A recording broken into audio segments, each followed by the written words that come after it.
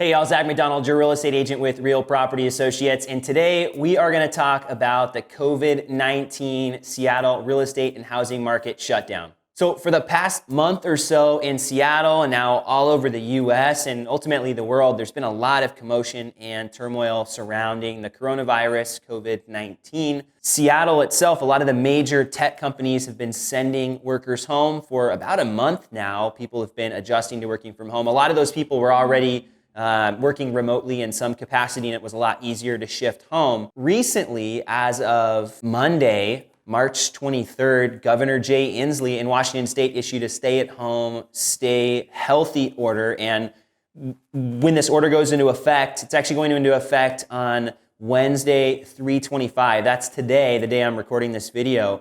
This order is going to last at least 2 weeks. Initially, it could be longer, but it'll take effect midnight today, and it will go through April 8th at the earliest. So if everything blows over, which it will eventually, we'll be able to get back to life as normal. But at this point, there's going to be at least a 2-week period where most of the world is shut down, including the real estate market. Unfortunately, real estate agents, real estate service is not included on this list of critical workers. And really what they're going for is critical infrastructure. So you've got financial services, you have grocery stores, you have restaurants, things like that, the government. There's a long list of those, and I'll link up in the description the actual order that the governor gave with more details if you're curious.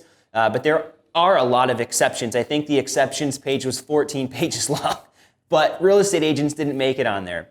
So what this means for real estate agents is that we are allowed to continue doing virtual work. So I'm still able to pull my computer out at my house, and I'm still able to talk to clients, meet with them over Zoom. I'm still able to negotiate contracts and do anything that I would do virtually. I can post YouTube videos, right?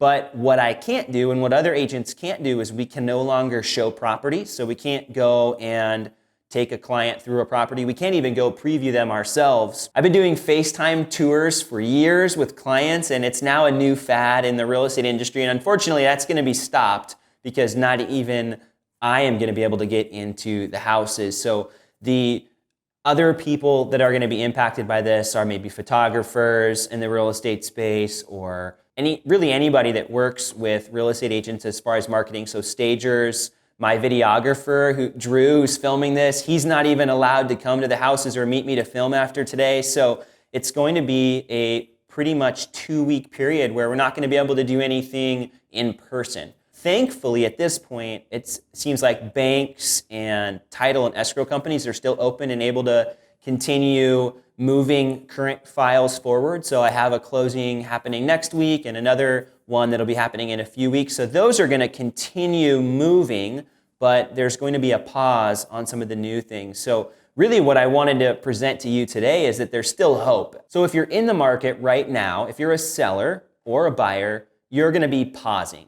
So for a seller, if your home's already on the market and you have a virtual tour and a video tour and photos, which is what I would do if I was listing your house, agents would be able to show their clients those listings via the internet, or the buyers would find them on their favorite websites, whatever they like to look at homes on. And they would still be able to tour your house virtually.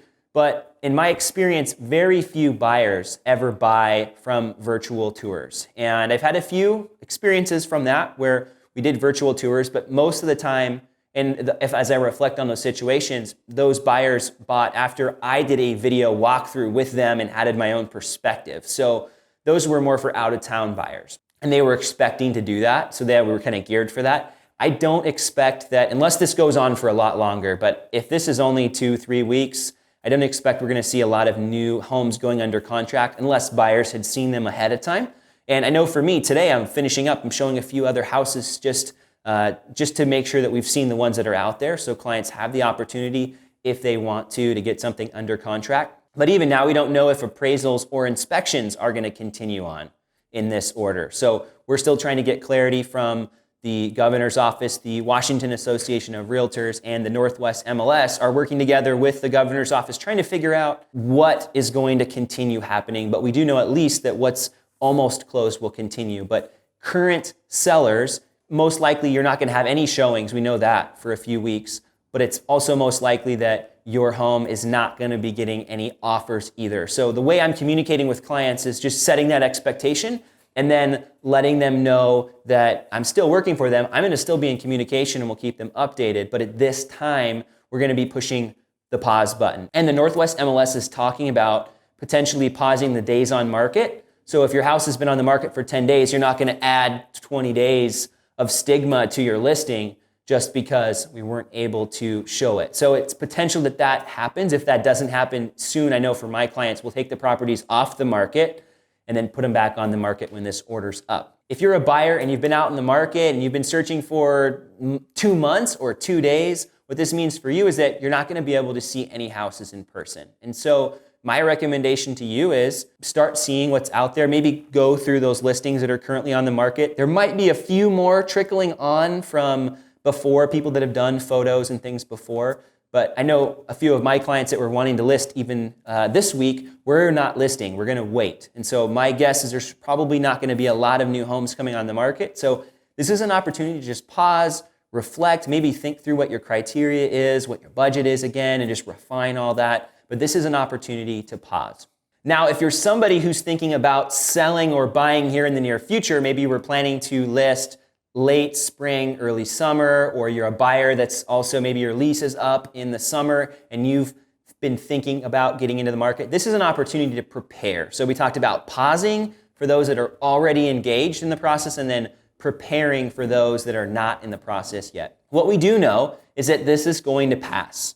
And if you're a seller, you're going to want to prepare for it when it passes. And so my recommendation to you is if you're thinking about selling here in the near future and you're at home, which a lot of people are at home right now, and maybe even have a little extra time on their hands, this is a chance for you to start preparing your house for the market. And I know my wife would love to hear me saying this, but it's an opportunity to do some of the work yourself. And maybe you can clean up your own yard on a sunny day and get out there and do the yard work instead of paying a landscaper. And again, I love my landscaper buddies, but if you're at home and you're bored, I've already been outside doing some landscaping. Maybe you touch up the paint in your house and you fix a few of the things that are broken, or you replace the light bulbs. I mean, there's so many things that you can do that are pretty low-hanging fruit and easy for homeowners to do themselves. Of course, there are projects that you're not going to tackle on your own without the expertise. Some things need permits, and I get that, but there are going to be a lot of opportunities if you are somebody thinking about selling to start preparing your house to list. Additionally, you can do a Zoom call with me or whoever your real estate agent is. Of course, I'd love the opportunity to talk with you and consult with you. I have a computer, and if you have a computer or even a phone, we can go through the house and you could show it to me, ask questions. I have clients right now where we're working on setting things up like that on the sell side and also the buy side. Buyers, this is also an opportunity for you to prepare. And what I mean is get educated and get yourself pre-approved. The beginning of the home buying process, in my opinion, starts out with those two things, getting educated and getting pre-approved, as well as determining what your home search criteria is. So you've got this 3 out of my 7 steps you're able to accomplish before we even get in the car and start looking at places. So my advice to you would be use this time, if you're thinking about buying in the near future, to get yourself set up for success. What we do know is that there are a lot of listings right now that we're planning to come on the market that are going to wait for 2, 3, 4 weeks. We don't know how long this is going to last. And then there also are going to be a bunch of listings that we're planning to come on in April and May. And so what we're going to see is a flood of new houses on the market. That's my guess. Again, I don't have a crystal ball, but if I was a betting man, I would say that we're going to have a lot of listings that have been kind of squeezed out and are going to be just ready to go. Maybe photos scheduled for the day that this lifts, ready to list 2 days later. And I have a few of those.